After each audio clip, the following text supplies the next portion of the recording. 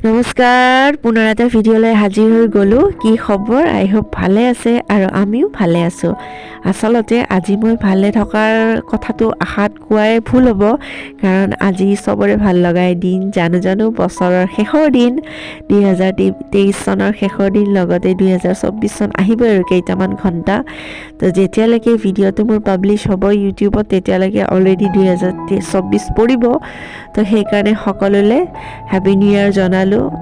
সকলোৰে যাতে বছৰটো ভালকৈ যাওক, ভগৱানে চবকে। আচলতে কি জানে, মানুহৰ জীৱনত দুখ থাকে, কিন্তু ভগৱানে যাতে দুখখিনি সহ্য কৰিব পৰা শক্তি দিয়ে, ক্ষমতা দিয়ে, সেইটোৱে আৰু বিচাৰোঁ। নিজৰ কাৰণে সেইটোৱে বিচাৰোঁ।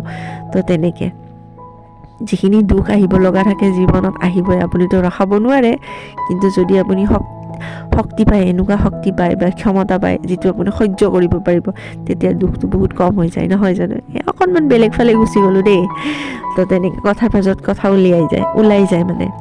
তো তেনেকৈ ৰাতিপুৱা মিষ্টাৰে গৈছিলে বজাৰত, টোপনিৰ পৰা উঠিয়ে জল্দি চাহ বনোৱা জল্দি চাহ বনোৱা এনেকৈ কৈ মেলি খাই বৈ লৈ গৈছিলে বজাৰত।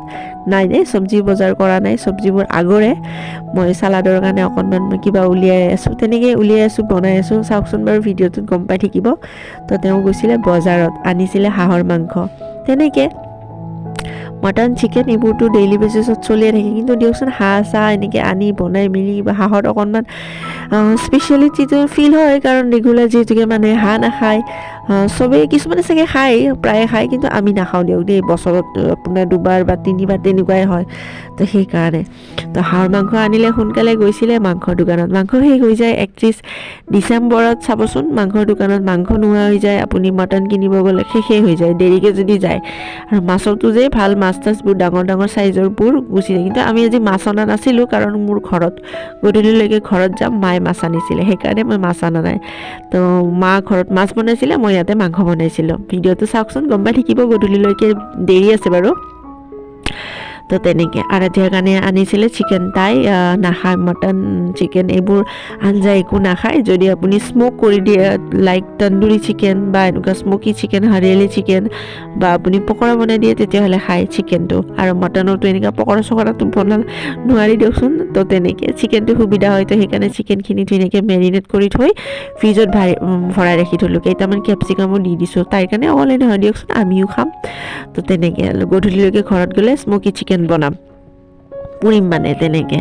তো মিষ্টাৰে বজাৰৰ পৰা আহি মেলি বহুতখিনি নিজে বজাৰ কৰি আনি, আদা নহৰু কাটি বাচি বাকলি তাকলি আঁতৰাই তেনেকৈ বহুতখিনি আগবঢ়াই দিলে। কাৰণ দিয়কচোন, ঘৰ এখনৰ কাম বুলিলে অকল বনোৱাটোৱে নাথাকে, মোৰো এক্সট্ৰা কাম বহুত কিবা থাকে। আৰাধ্যাৰ কাম, লগতে কাপোৰ চাপোৰ ধোৱা মিলা, এইবোৰ ৰুম চুম চাফ কৰা, ক্লিনিং, সেইবোৰ মেইনটেইনো কৰিব লাগে। লগতে আৰাধ্যাৰ তাইৰো পাৰ্চনেল এইবিলাক পতি চতি এইবোৰ বুজি পাইছে চাগে, সেইবোৰো কৰা। তেনেকৈ দিয়কচোন, সেইকাৰণে তেওঁ লৈছিলে বনাব, বহুতখিনি আগবাঢ়ি গৈছিলে। মই ভিডিঅ'টো ইমান দীঘলকৈ কৰা নাই। মাংসখিনি ধুনীয়াকৈ ভাজি লৈছিলোঁ আজি। অকণমান দেৰিলৈকে ভিডিঅ'টো চাওকচোন, গম পাব। আলুটো ধুনীয়াকৈ ভাজি লৈছিলোঁ, একদম লালকৈ ভাজি লৈছিলোঁ আলুটো। আৰু মাংসখিনি যে তেল একদম কম পৰিমাণৰ দিছিলোঁ, কাৰণ হাঁহৰ মাংসৰ বহুতখিনি তেল ওলাই যায় নিজে লাষ্টত। তো সেইকাৰণে কিবাকৈ পিঁয়াজখিনি ভাজিছিলোঁ, আৰু মিষ্টাৰে চিঞৰিছিলে, ইমান কম তেলত মাংস বনোৱা, তেনেকৈ। কিন্তু লাষ্টত তেওঁ ক'লে ইমান কম তেলত, তেওঁৰ বিশ্বাসে হোৱা নাছিলে, ইমান তেল ওলাই গৈছিলে। কুকাৰত দিছিলোঁ লাষ্টত, চাবচোন তেনেকৈ মছলা পাতি বটি মেলি বাচন এক গাদা হৈছিলে, বাচন গাদা ধুলোঁ। নাজানো কিয় মোৰ যে পাকঘৰত ভাত বনাব ল'লে, যিয়ে নবনাওঁ কিয়, চাহ বনাব ল'লে এক গাদা বাচন হৈ যায়। মানে চাহৰ লগত 2-3টা কাপ, প্লেট, এইবোৰ কিবা অলপ লাগিলে মানে মই ধুই মেলি তেনেকৈ দিওঁ যে, সেইটো কাৰণে হ'ব পাৰে। ইমান মোৰ ভিডিঅ' কৰি আছোঁ, বছৰৰ শেষৰ দিন, নিজক নেদেখুৱাম নে কওকচোন? সেইকাৰণে নিজৰ মুখখনো অকণমান দেখুৱাই দিলোঁ। এয়া ভাজি থোৱা মাংস আছিলে, 2 পিচমান তুলি লৈছিলোঁ খাবলৈ, টেষ্ট কৰিবলৈ। তেনেকৈ লাষ্টত ৰৈ গৈছিলে, সেইখিনি দেখিছেনে? কালাৰটো ক'লা। মই যে একদম ৰেড চিলি পাউডাৰ দিয়া নাছিলোঁ, কিন্তু এই যে কুকাৰত দিয়াৰ পিছত জানো ৰঙা হৈ গৈছিলে, দেখিছেনে? জোলখিনি ৰঙা হৈ গৈছিলে, কিন্তু ভাজোতে ঠিকে ক'লা আছিলে। জানো লোহাৰ কেৰাহীত বনোৱাই ক'লা আছিলে, কুকাৰত দিয়াৰ পিছত ৰঙা হৈ গ'ল নেকি, তেনেকুৱা কিবা এটা হ'ব পাৰে। তো তেনেকৈ বনালে, দেখিছেনে? মোৰখিনি ধুনীয়াকৈ দেখুৱাই দিলোঁ। 2 পিচমান আলু ভাঙি দিছোঁ, ভাল লাগে খাবলৈ। আৰু এয়া মাংস দিছিলে বৌয়ে দিছিলে, খাবলৈ ভাল হৈছিলে। তাহাঁতৰো যে হাঁহে, এই হাঁহৰ মাংসনো কোনে ভাল নাপায় কওকচোন? চবে খাই ভালে পায়। স্পেচিয়েল বুলিলে হাঁহ পাৰ এইবোৰে চলে, কাৰণ মাংস লোকেল চিকেন আৰু তাৰপিছত মটন এইবোৰ সহজতে বজাৰৰ পৰা পুতুককৈ আনি পুতুককৈ খাব পাৰি, কিন্তু হাঁহৰ মাংস যে ঠাণ্ডাৰ দিনত ভাল লাগে, বিশেষকৈ বিহু হওক 31 তাৰিখে ঠাণ্ডাৰ দিনকেইটাতে হাঁহৰ মাংস মানে খাবলৈ ভাল হয়, তেল হয় ন হাঁহৰ, সেইকাৰণে। তো ময়ো এক বাতি উলিয়াই ৰাখিলোঁ দিবলৈ। তো তেনেকৈ দেখুৱালোঁ, দালি বনালোঁ, লগতে এই ভাজিবোৰ যে ৰাতিপুৱাৰ বনোৱা ৰুটি ঘুগুনি, তাৰপিছত এইখিনি অকণমান আৰাধ্যাৰ কাৰণে ভাত বনাইছিলোঁ ৰাতিপুৱা কুকাৰত দিওঁ যে তাইৰ কাৰণে, মানে কেইটামান পটককৈ ভাত বনাই দিওঁ, সেইখিনি অকণমান ৰৈ গৈছিল, লগতে ভাজি চাজি তেনেকৈ সেইখিনি চলে। আৰু মই যে ঢেৰ কিবা কিবি বনাম বুলি ভাবিছিলোঁ, কিন্তু ইচ্ছা নগ'ল, সময়ো নগ'ল, ইমান গা চা বেয়া লাগি গ'ল, দেৰি হৈছিলে, বহুত দেৰি, 4টা বজাত ভাত খাইছোঁ জানে। তো তেনেকৈ সেইকাৰণে পিছত ইচ্ছাও নগ'ল, চালাড কোনো নবনালে, যা আৰু কি বনাই থাকিম, তেনেকৈ বনোৱাই নহ'ল।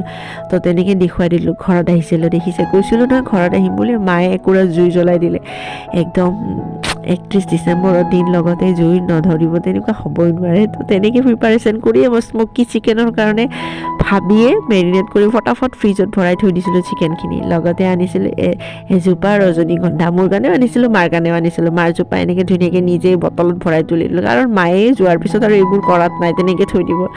তো নিজেও ঘৰত লগাইছিলোঁ, মিষ্টাৰৰ ঘৰত তেনেকৈ মিলি ইয়াতে যে এইটোৱে কৈ আছিলোঁ যে ফুলকেইটা এনেকুৱা ধুনীয়া ৰজনীগন্ধা ফুল আনি ঘৰত থৈ দিবচোন, ঘৰটো যদি বন্ধ হৈ থাকে একদম ঘৰটো ধুনীয়া গোন্ধ ওলাই থাকিব, যাতে মানে বন্ধ ঘৰ হ'ব লাগিব, যদি খোলা থৈ দিয়ে আপোনাৰ গোন্ধটো ইমান মানে ফিল নহয়, কিন্তু ৰুমটো যদি বন্ধ হৈ থাকে ক'ৰবাৰ পৰা সোমাই ধুনীয়া ৰজনীগন্ধা গোন্ধাব।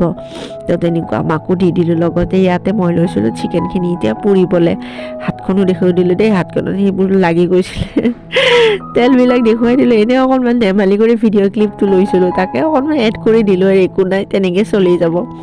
তো তেনেকৈ মাংসটো পুৰি মেলি খাই বৈ লৈ ঘৰত আহিম। আৰু এতিয়া ঘৰত মায়ে বনাইছিলে মাছটো ফ্ৰাই কৰিছিলে, দালি, তাৰপিছত আচলতে মই ক'লোঁ যে মই মাংস আনিব মানা কৰোঁ, কাৰণ মই বনাইছোঁ অলৰেডি হাঁহৰ মাংস, মায়ে মাছটো বনালে, নহ'লে ময়ো মাছটোৱে বনালোঁ, মা নবনালে হ'লে হয় মই লৈ আহিলোঁ হয়, কিন্তু মায়ে যে ক'লে নালাগে তহঁতি আহিবি, মইনো আৰু একো এটা নবনাম নে, তেনেকৈ মাংসটো তেতিয়াহ'লে তই বনা, মাছটো মই বনাম, তেনেকৈ মা আৰু মই ভাগ কৰি লৈছিলোঁ। লাষ্টত খোৱা মিলা কৰি ঘৰত আহি গৈছিলোঁ, আৰু এই পুৰাটো বহুত বেছি পুৰা যেন দেখিছে ভিডিঅ'ত, কিয় নাজানো, ফ্লেছ জ্বলাই লৈছিলোঁ নেকি, কাৰণ পোহৰটো বেছিকৈ নাহে যে, সেইকাৰণে চাগে বেছি পুৰা, কিন্তু খাবলৈ মজা হৈছিলে। আৰাধ্যাও খালে, মাও খালে। মোৰ মায়ে ন চিকেন মটন এইবোৰ বেছি নাখায়, ভেজিটেৰিয়ান মানে ক'ব পাৰি, ভেজিটেৰিয়ান বুলিয়ে ক'ব পাৰি, এতিয়াও বহুত মানে ভেজে খায়, কিন্তু এই যে মোৰ কাৰণে তেতিয়া মই লৈ গৈছিলোঁ হাঁহৰ মাংস অকণমান, 1 পিচ 2 পিচমান, 2 পিচে খাইছিলে, এনেকৈ খা অকণমান তেনেকৈ কওঁতে মাছটো খায় বাৰু, কিন্তু মাংসটো বহুত কম পৰিমাণত খায় মায়ে। তো তেনেকৈ খাই বৈ মই যে মাংস মানে এনেকুৱা হৈছিলে, বনাই ৰাতিপুৱাৰ পৰা ঘেটেৰি মানে খাবৰ ইচ্ছা নোযোৱা নিচিনা হৈ গৈছিলে। লাষ্টত আমাৰ গছত ধুনীয়া পকা একদম মায়ে 2টা কৰ্দৈ টেঙা পাৰি থৈ দিছিলে, সৰি পৰি থাকে ন, সেইটো বেবুটোক দিও থাকে মায়ে, তেনেকৈ আচাৰো বনাই ৰাখে। তো মোকো বাৰু বনাই দিয়ে, বটলত টেমাই আচাৰ বনাই দিয়ে, কিমাননো খাম কওকচোন। মাক ক'লোঁ যে মা দালিৰে মই অকল কৰ্দৈ টেঙা তেনেকৈ খাম দিয়াচোন, পুৰি দিয়া। সেয়া মানে চৰিয়াটো যে ৰুমত আনিছিলে, বহুতখিনি সময় জুই পুৱাই আছিলোঁ, তাৰপিছত ৰুমত আনি কৰ্দৈ টেঙা তেনেকৈ পুৰি মেলি ভাতকেইটা খাই ওলালোঁ, আৰু ৰাতি একেলগে খালোঁ। তাৰপিছত মায়ে নিজৰ বান্ধৱীসকলৰ লগত নাচ গান যি কৰে কৰি থাকিব।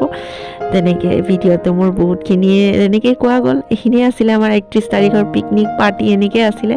তো আপোনালোকক লগ পাম নেক্সট এটা ব্লগত, তেতিয়ালৈকে ভালে ৰাখক, সুস্থ ৰাখক, নিজৰ খেয়াল ৰাখক। Happy new year to you, bye by.